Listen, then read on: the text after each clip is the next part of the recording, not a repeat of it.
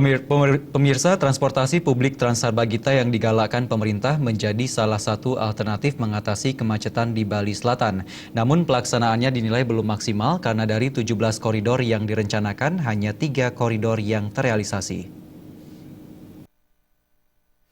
Hingga akhir 2015, realisasi pelaksanaan program transportasi publik baru terrealisasi 3 koridor, yakni 2 di dalam kota dan 1 keluar kota.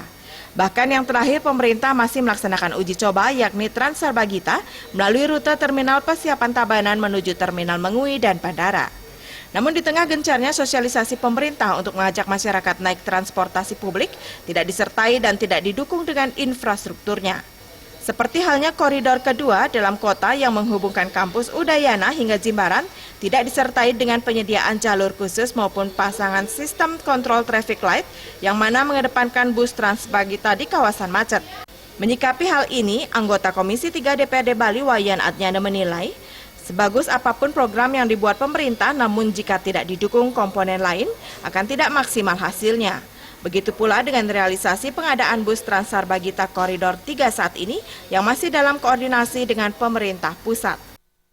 Ini kalau saya melihat ya, ini belum maksimal.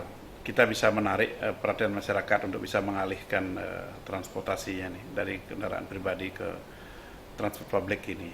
Memang kita perlu dorong lagi gitu loh.